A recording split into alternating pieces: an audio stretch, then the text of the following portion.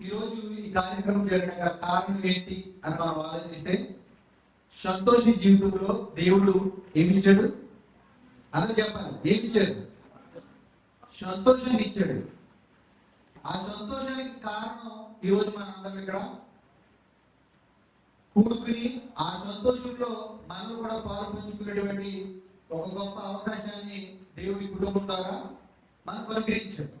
నిజంగా ఈ లోకంలో చాలా బంధాలు ఉన్నాయి కదండి, చాలా బంధాలు ఉన్నాయి. ఇంతవరకు సంతోషికి అమ్మ బంధం తెలిసింది, నాన్న బంధం తెలిసింది.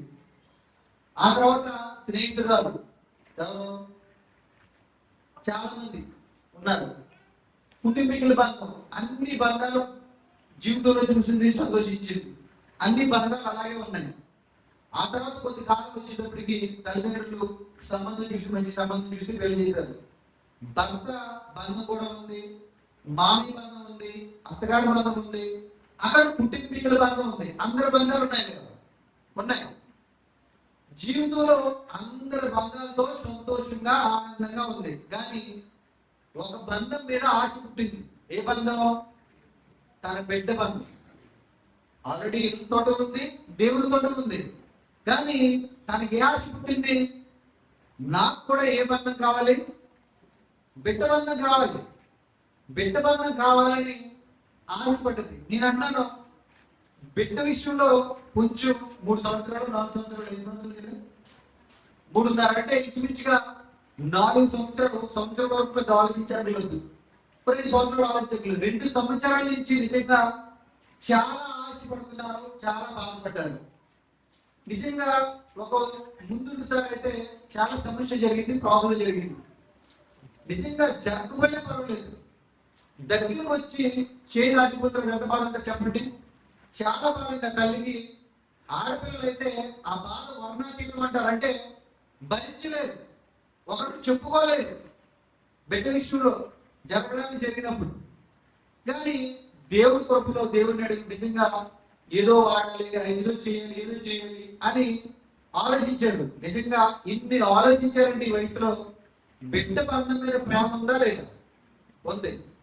నేను అన్నాను, నిజంగానండి, నాకు తెలిసిన కొన్ని లక్షలు పెట్టి కూర్చున్నారండి డాక్టర్లకి, కానీ ఈ రోజుకి పిల్లలు లేరు. లక్షలు, 5 లక్షలు ఖర్చు పెట్టిన వాళ్ళు మన రమేష్ వెనకాల ఉన్నాడు. ఆ సార్ ఎక్కువ కొన్ని లక్షలు ఖర్చు పెడుతున్నాడు. ఆయన బొంబాయిలో ఉంటాడు. ఆయన కొన్ని లక్షలు ఖర్చు పెట్టినా ఇంకా ఈ రోజు ఆ తల్లి అవలేదు. ఎందుకో దేవుడు కరుణిస్తే తప్ప జరగని కార్యక్రమం. నిజంగా నేను అన్నారు, సంతోషికి ఇన్ని బంధాలు ఉన్నాయి, తన జీవితం సంతోషంగా వెళ్ళిపోవచ్చు కదా. కానీ బిడ్డ కావాలి, నేను తల్లి కావాలి. ఆ బిడ్డ విషయంలో సంతోషి ఆనందించాలని చాలా ఆశపడ్డది. నిజంగానండి, ఎంత ఆశపడ్డదో నిజంగా చెల్లి సాక్షి చెప్పింది.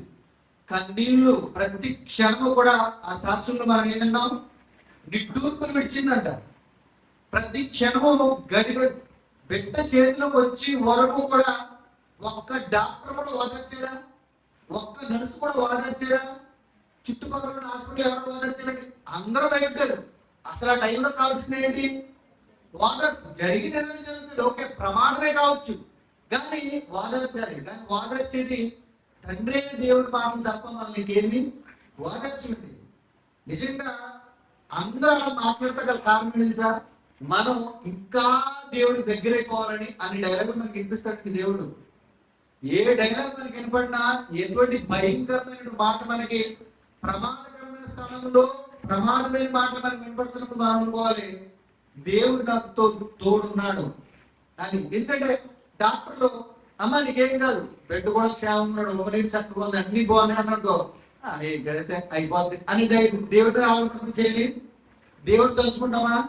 ఏం కాదు, నీకేం కాదు అని అన్నారు అనుకోండి, అసలు దేవుడినే జ్ఞాపకం చేసుకో, వచ్చితో ప్రార్థన చేసుకున్నాం కదా సరిపోతుంది అనుకుంటాం. కానీ వీళ్ళందరూ భయపెడుతుంటేనే మనం ఎక్కడి దగ్గర ఉంటాం. అది వీళ్ళందరూ భయపడతారు కారణం తెలుసా? తన పిల్లల్ని దేవుడు తన దగ్గర తీసుకోవాలని ఆలోచనతోటి అక్కడి నుంచి మనం పలికిస్తాం. లేదా ఇక్కడ మనకి జెండా వేసి హైలైట్ చేశారనుకో, అక్కడ మనం దేవుడి దగ్గర ఉంటాం. అందుకే మనకి ఏదైనా బాధ వస్తున్నా, ఏదైనా అవమానం వస్తున్నా, ఏ కుటుంబీకుల మధ్య నుంచి ఏ సమస్యలు అవమానం ఎదురవుతున్నా మనం ఆలోచించవలసింది ఏం తెలుసా? ఓ, నేను దేవునికి దగ్గర అవ్వాలని నాకు ఈ బాధ, ఈ అవమానం, ఈ హేళన వస్తుందని విషయం మనం గమనించి దేవుడు పాద దగ్గర వెళ్ళిపోవాలండి. ఏదైనా సరే అప్పుడు నేనున్నాను అని అంటాడు ఆయన. అందరిలో విడిచిపెట్టే దేవుడు కాదేను. ఇలాంటి బాధ, సంతోషించినటువంటి బాధ, డెలివరీ కాకముందు, గర్భం రాకముందు ఉండేటువంటి బాధ ఒక తల్లికి ఉందండి బైబిల్లో. చూడండి ఒకసారి. మనసు పెట్టిన ముందు చెవులు కదా. మొదటి సమయాలు మనకు తెలిసిన సందర్భమే. ఒకసారి చూద్దాం. మొదటి సమయాలు 1వ అధ్యాయము 8వ వచనం చూడండి. కనుక ఆమె భోజనము చేయక ఏడ్చుచు వచ్చాను. నిజంగా మన జీవితంలో కూడా సమయాల ఇంట్లో కూడా చాలా జరిగే ఉంటాయి. ఎందుకంటే ఎన్ని బంధాల్లో సంతోషం ఉన్నా బిడ్డ బంధం అనేది లేదనుకోండి, ఈ జీవితంలో ఈ 100 సంతోషాలు ఉన్నా కానీ ఈ సంతోషాన్ని పోర్చలేదు మనం. అసలు ఆ తీరకు లోటు ఉంటుంది. అలాంటి సందర్భంలో ఒక తల్లి ఉంది. ఎవరివిడి? అన్న. ఈవిడ కూడా భోజనం చేస్తాం మానేసిందండి. భోజనం చేస్తాం మానేసింది. అసలు పుట్టుగా ఇంట్లో ఉండలేదు. మానసిక ఒత్తిడితో ఎక్కువైపోయింది. ఎందుకో తెలుసా? బిడ్డలేడు. అన్నీ ఉన్నాయి. ప్రేమించే భర్త ఉన్నాడండి. ఎంత ప్రేమిస్తాడో తెలుసా? చూడండి. అప్పుడు అన్నాడు ఆ భర్త, ఆమె పెళ్లి అయినా ఎల్కానా ఇదిగో తన భార్య చెప్పారు, అన్నా నీవెందుకు ఏడ్చుచున్నావు ప్రశ్నించాడు. ఎందుకమ్మా నువ్వు ఏడుస్తున్నావు అని అడిగితే, నీవు భోజనం చేయుట మానేలా, ఎందుకు భోజనం మానేస్తున్నావు? ఏంటి అన్నీ ఉన్నాయి కదా, డబ్బు ఉంది ఆవిడ దగ్గర, భర్త ఉన్నాడు, బంధాలు ఉన్నాయి, సంతోషం ఉంది, అన్నీ ఉన్నాయి. కానీ ఏం లేదు. ఉండవలసిన జీవితంలో విలువ తెచ్చేది, మనుషుల్లో గనపరిచేది అంత గర్భం లేదండి ఆ తల్లికి.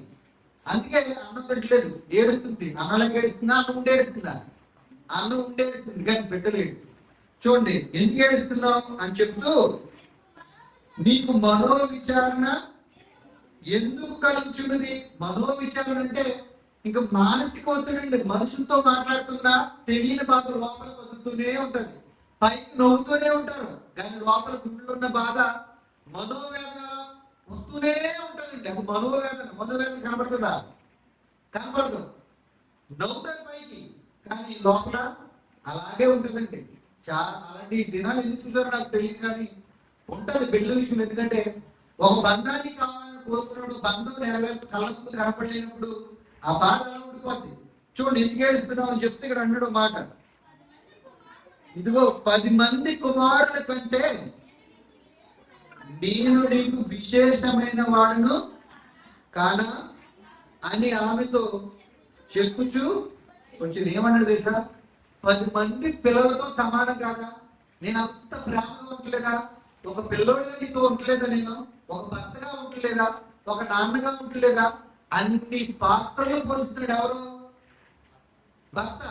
ఆయన అన్నాడు, భర్త అన్నాడు, ఎందుకు ఏడుస్తావు? ఓకే, 10 మంది పిల్లలతో సమానం, నేను 10 మంది పిల్లలు అని ఎన్ని ఏలపాలు మాడాడు, ఎంత ప్రేమ చూపించాడు తన బాధను తీసేయడానికి.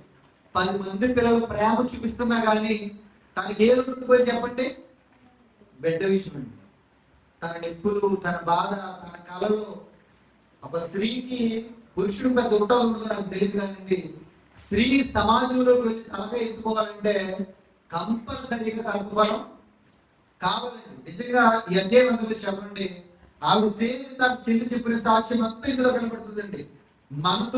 మనసులోనే కుమ్మడిపోతుందంట, మనోదుఃఖం కలిగి ఉందంట, దేవుని సన్నిధిలో కుమ్మరించుకుంటుందంట, ఆత్మ కుమ్మరించుకుంటుందంట, నిట్టూర్పులు విడుస్తుందట. ఇవన్నీ చదవట్లేదు కానీ ఇవన్నీ ఉన్నాయి, అన్ని చెప్పి నిట్టూర్పులు విడుస్తుందంట. ఎవరి దగ్గర? ఆ శబ్దం, పేదాల శబ్దం సమయాలు ఏది గారిని వీడు మత్తురాలు అయిపోయింది, ఎందుకు నువ్వు ఎక్కువ తాగేసావమ్మా, ద్రాక్షగా పుచ్చుకున్నాడు, అలా వద్దు, నన్ను అంతా అటువంటి రాలుగా నన్ను ఎంచుద్దా బోధకుడా, నేను దేవుడు విజ్ఞాపనం చేసుకున్నప్పుడు ఆ సేవకుడు అంటాడు, దేవుడు నీ ప్రార్థన ఆలకించాడు, నువ్వు వెళ్ళు అని అంటాడు. నిజంగా సేవకుడు అన్నట్టుగానే ఆ దేవుడు కరుణించి గర్భఫలం ఇస్తాడు. నిజంగా ఆ తల్లి చాలా సంతోషిస్తుంది, చాలా ఆనందంగా ఉంటుంది. నిజంగా ఆ తల్లి ఒకటే మొక్కుకుంటుంది, నాకు ఈ బిడ్డనిస్తే నేను దేవునికి నీకు మొక్కుకున్నాను అనుకుంటది. మొక్కుకున్నట్టుగానే పాలు పిడిచే వరకు కూడా ఆ తల్లి దగ్గరే పెంచుకుంటది. ఆ తర్వాత తీసుకెళ్ళి అక్కడ పెంచేస్తుంది, దేవుని సన్నిధిలో విడిచిపెట్టదు. అక్కడ పెరగమని ఆజ్ఞించి ఇంకా ముందులో వచ్చేది మళ్ళీ ఎప్పుడైనా మనకు తెలియదు. కానీ అనుకున్నట్టుగా దేవుడు ఇచ్చాడు, అనుకున్నట్టుగానే దేవుడికి సమర్పించుకున్నాడు. నేను అంటున్నాను ఇక్కడ, నేను చెప్పే మాటలు ఏంటంటే, నిజంగా ఇక్కడ ఎన్ని బంధాలు ఉన్నా కానీ బిడ్డ బంధం మాత్రం పేరు బంధం చాలా గొప్పది. భర్త ఎంత ప్రేమ చూపించినా ఇంకా నాకు ఎవరున్నా లేకపోయినా పర్వాలేదు అన్నా కానీ బిడ్డ మాత్రం కంపల్సరీ కావాలి. నిజంగా అండి, ఇన్ని ఉన్నా కానీ బిడ్డలంతా కోరుకుందా లేదా? అలాగేనండి, సేమ్ యేసు ప్రభువు గారు కూడా మనల్ని కోరుకున్నారండి. అలాగా ఇక అర్థం అవ్వాలి. ఎలాగైతే ఒక తల్లి బిడ్డ నాకు కావాలి, నాకు వీళ్ళందరూ ఉన్నా కానీ వీళ్ళందరూ ప్రేమలు కరెక్టే, ఇన్ని ప్రేమలు, ఇన్ని తాత బంధం, మామీ బంధం, అత్త బంధం, బామ్మర్ది బంధం, అమ్మ బంధం, నాన్న బంధం, స్నేహితుల బంధం, కుటుంబీకుల బంధం, అందరి బంధం, అందరి ప్రేమ, అందరి సంతోషం ఉన్నా కానీ ఎలాగైతే ఒక తల్లికి ఒక పిల్లకి తండ్రి అవ్వాలనేటువంటి ఒక ఆశ, ఈ బంధం ఎలాగైతే నరనరాల్లో జీర్ణించుకుపోతుందో అలాగే యేసుక్రీస్తు వారు కూడా మన మీద ఎటువంటి బంధం ఉందో తెలుసా? చూడండి ఒకసారి లూకా సువార్త 11వ అధ్యాయము, లూకా సువార్త 11వ అధ్యాయం 27. చూడండి, ఇక్కడ ఒక సందర్భం జరుగుతుంది. ఆ సందర్భంలో పైన వారు మాట్లాడతారు. ఆయన ఈ మాటలు చెప్పుచుండగా ఆ జన సమూహము లో ఉన్న ఒక స్త్రీ ఆయన చూచి, ఇదిగోండి యేసు ప్రభు గారిని చూచి ఒక స్త్రీ అంటుంది, నిన్ను మోసిన గర్భం, అంటే ఆ తల్లి గురించి చెప్తుంది, స్థానములను ధన్యములైనవని ఎలా చెప్తుంది? ఆ తల్లిని పొగుడుతుంది. ఎవరో ఒక స్త్రీ. ఆ సభలో యేసు ప్రభు మాట్లాడుతున్నప్పుడు ఒక తల్లి వచ్చింది, నిజంగా మీ అమ్మగారు ఎంతో గొప్పది, మరియమ్మ ఎంతో గొప్పది, నిన్ను మోసిన గర్భం గొప్పది అని ఆ తల్లిని పొగుడుతుంది, కేకలు వేస్తూ. మామూలుగా పొగుడుతుందా, గొప్పగా పొగుడుతుందా? చాలా కేకలు వేస్తూ చక్కగా మరియమ్మ గారిని పొగుడుతున్నప్పుడు యేసు ప్రభు గారు ఏమన్నా చెప్పండి, నిజంగా మా అమ్మ చాలా గొప్పది, మా అమ్మ బంధం చాలా గొప్పది అని అనాలేదు? అనాలేదు చెప్పండి, అనాలండి లెక్క ప్రకారంగా. కానీ యేసు ప్రభు గారు ఏమన్నారు తెలుసా? అయినా అవును, కానీ దేవుని వాక్యము విని దానిని గైకొని వారు మరీ ధన్యులని. ఇప్పుడు ఎవరు గొప్పలు అంటాడు దేవుడు? ఆ అమ్మ బంధం గొప్పది అంటున్నాడా? నా మాటలు విని ఆ మాట ప్రకారంగా నాకు ఎవరైతే పిల్లలుగా చేర్చబడతారో వారు ధన్యులు అన్నాడా? అమ్మ బంధం గొప్పది అన్నాడా? నా మాటలు విని ఆ మాటల ప్రకారంగా బ్రతికేవాడు, గైకొనేవాడు, నడుచుకునేవాడు, నాకు పిల్లలుగా ఉండేవాడు గొప్పడు అన్నాడా? ఏ బంధం గొప్పది కదా? తల్లి బంధం గొప్పది అన్నాడా? మనలు గొప్పలు అన్నాడా? మనలు గొప్పలు అన్నాడు. మా అమ్మ గొప్పదే కావచ్చు, కానీ ఎవరైతే నా మాటలు విన్న మాటల ప్రకారంగా బ్రతకాలని వారు ఆలోచన మనసు మార్చుకున్నారో, మనసు మార్చుకుని అనుసరించినట్టు గైకొని అంటే తెలుసండి. ఇప్పుడు అందరూ వాక్యం విన్నారు, విన్నవాళ్ళు పరిస్థితురా. నిజంగా ఈ రోజు మీకు సంగతి చెప్పమంటారా? వాక్యం చెప్పేవాళ్ళు బోర్డు ఉన్నారు, వినేవాళ్ళు అయితే చెప్పక్కర్లేదు. వేల కోట్ల మంది ఉన్నారు వినేవాళ్ళు. వినేవాళ్ళుగానే ఉన్నారు, చెప్పేవాడుగానే ఉన్నాడు. చెప్పేవాడు గైకొండు, వినేవాడు గైకొండు, అలా ఉన్నారు. అందరూ అని నేను కాదని, కానీ ఎవరో కొంతమంది నాకు తెలిసినటువంటి సగం మంది అలా ఉన్నట్టుగా ఉన్నారు, విశ్వాసులు, సేవకులు. కానీ దేవుడు వాళ్ళ గురించి కాదు, వినేవాడి గురించి, బోధించేవాడి గురించి కాదు చెప్తుంటారు. ఎవరు గొప్పలు ఉన్నారు? మా అమ్మ కన్నా నాకు ఏ బంధం గొప్ప తెలుసా? వాక్యాన్ని గైకొనేవాడు. ఇక్కడ వినేవాడు అన్నాడు. ఇక్కడ వినే అందరూ వింటారు, చెప్పేవాడు అందరూ చెప్తాడు. కానీ గైకొనడం అంటే ఏం తెలుసా? ఫోన్ లెటరా అంటే అన్నాడు అనుకోండి, విన్నాడా లేదండి? విన్నాడు. అక్కడే కూర్చున్నాడు. రేపు ఫోన్ ఎలాంటిరా అన్నాను మళ్ళీ. అక్కడే కూర్చున్నాడు. విన్నాడా లేదా? విన్నాడు. కానీ ఫోన్ అడుగుతూ ఇచ్చాడు అనుకోండి, ఆడి గైకున్నట్టు లేదా ఆడు విన్నట్టే లెక్క. ఇప్పుడు మనందరం చాలా చోట్ల చాలా వాక్యాలు విన్నాం. మనం ప్రొద్దునే లెగాలని, ప్రార్థన చేసుకోవాలని, చెడు చూడకూడదని, చెడు మాట్లాడకూడదని ఎన్నో మాటలు విన్నాం. అందులో ఒక్కటి గైకున్నామా? గైకుంటే ఆ బంధం చాలా గొప్పదండి. నిజంగానండి, దేవుడితో ఉన్న బంధం చాలా గొప్పది.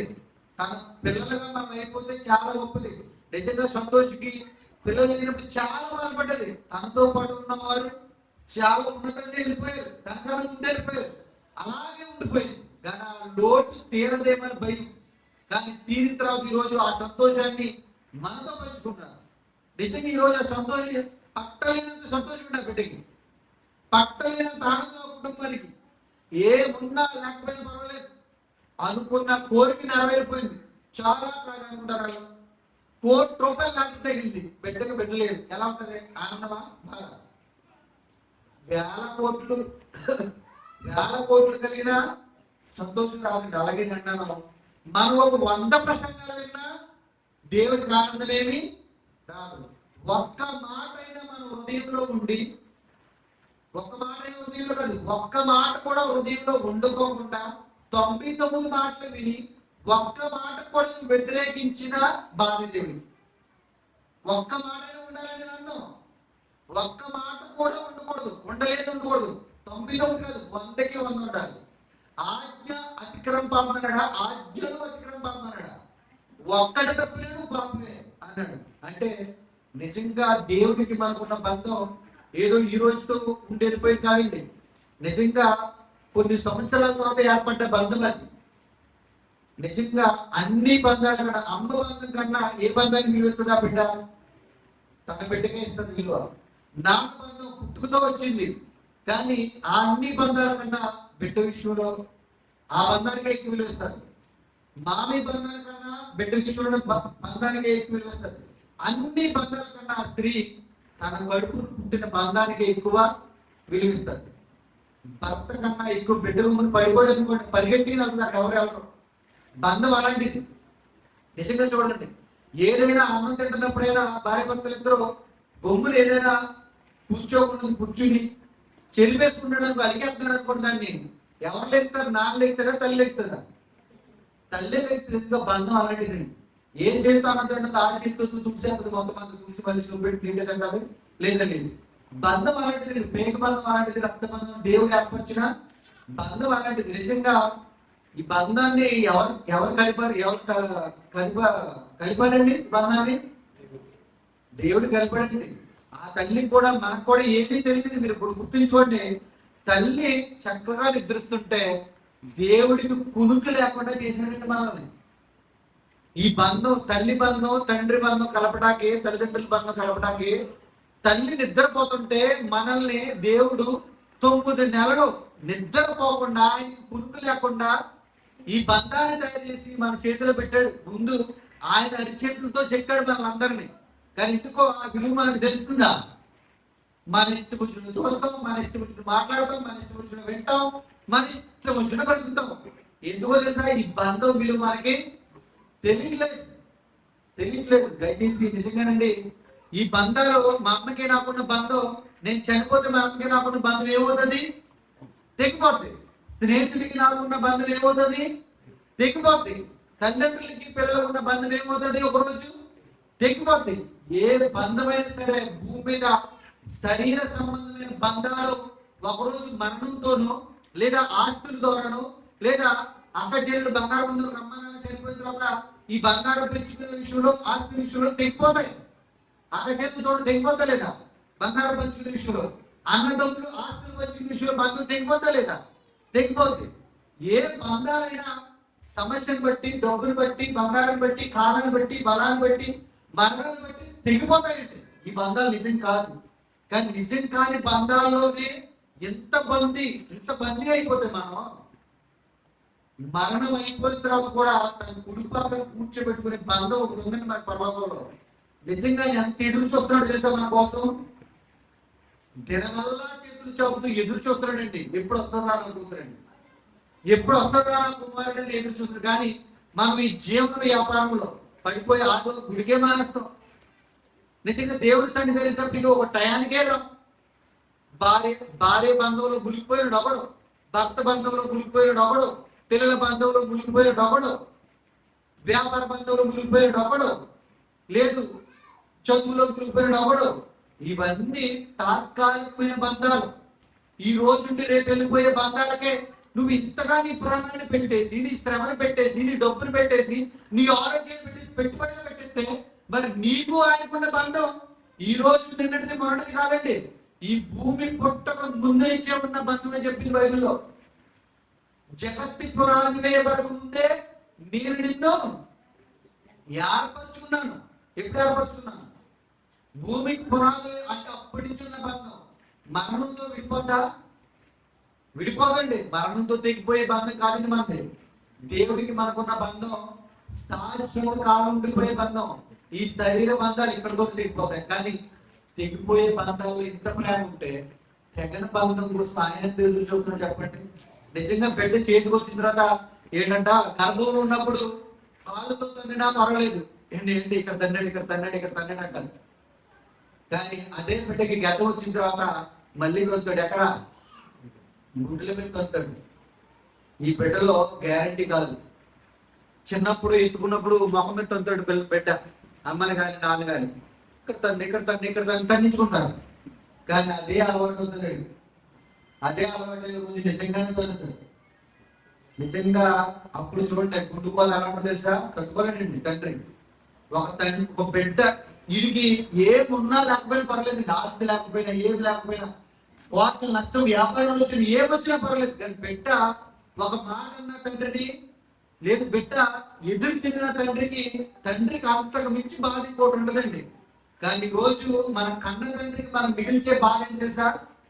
అదే ఒక్క మాట కూడా వెళ్ళిపోకుండా ఆయనకి ఏది ఇష్టం లేదు అదే చూస్తున్నాం, ఏది ఇష్టం లేదు అదే మాట్లాడుతున్నాం, ఏది ఇష్టం లేదు అదే పని చేస్తున్నాం. ఈ ఆత్మీయ బంధం కోసం ఆలోచించట్లేదు, శరీర బంధాల కోసం ఆలోచపడుతున్నాం. నిజంగా మనం రావాలని ఎప్పుడో ఆలోచించాడండి. ఇప్పుడు ఈ బంధం రావాలని ఎప్పుడు ఆలోచించాడు తెలుసా? ఏ వర్ష క్రమంలో రావాలి అప్పుడు ఆలోచించాడు. యెషయా 40:4 తెలుసా? చూడండి, ముగించేసుకుంటాం మనం, ముగించుకుందాం ఒక్క మాట.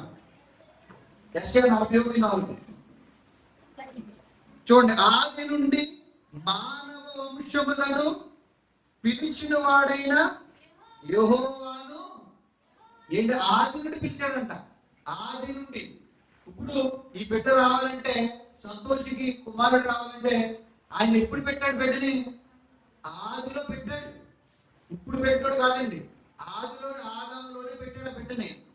ఇప్పుడు ఆది నుండి మానవ వంశమును పిలిచిన వాడు యెహోవాను నేనే. అంటే ఈ తరంలో బిడ్డ రావాలని ఇప్పుడు పిలిచాడంటే బయటికి రమ్మని. ఇప్పుడు పిలిచాడు కాబట్టి వచ్చాడు. ఇప్పుడు పిలిచాడు కాబట్టి వచ్చాడు. మనం కూడా తల్లి గర్భంలో ఉన్నప్పుడు మనం కూడా పిలిచాడండి భూమికి రమ్మని. ఆ బంధాన్ని మనం కూడా కాపాడుకోవాలి. దేవుడు పిలిచాడంటే ఒక పని మీద పిలిచాడు భూమికి. ఇప్పుడు నేను లక్కీ డ్రా అనుకో, ఏదో పనుడు పిలిచాను, పని లేకుండా పిలిచాను, పనుడే పిలిచాను. ఎవరిని కూడా ఎవరు పని లేకుండా పిలవ. పట్టుకున్న భార్యను సరే, స్నేహితులైనా సరే, ఎవరినైనా సరే పని లేకపోతే పిలుస్తామా? 100% పిలవ.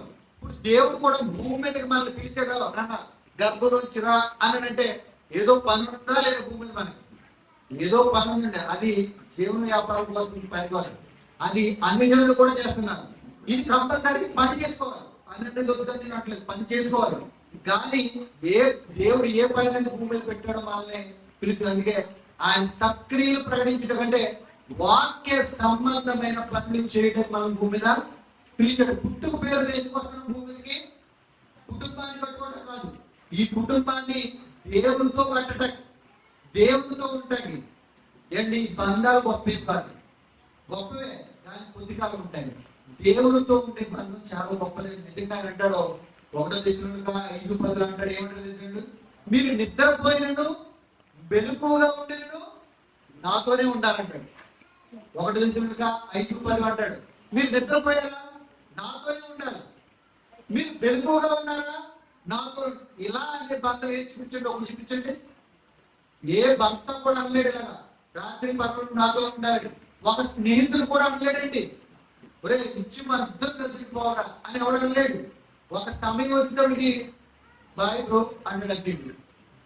భర్త కూడా అంతే, కోయిట్ నుంచి వచ్చాడు 5 సంవత్సరాల నుంచి, 5 నెలల నుంచి బయటకు వెళ్ళలేదు. ఎవరిని ఇంకెవరా అంటే దేవుడి ఉంచుకోండి అంటదా అనరండి. ఎప్పుడు వెళ్తావు అంటది.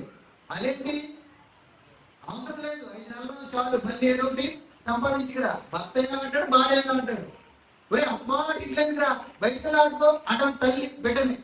అమ్మవాడి ఇంట్లో ఉంటే ఎవరైనా తలకు ఉంచుకోవడం అంతేపు.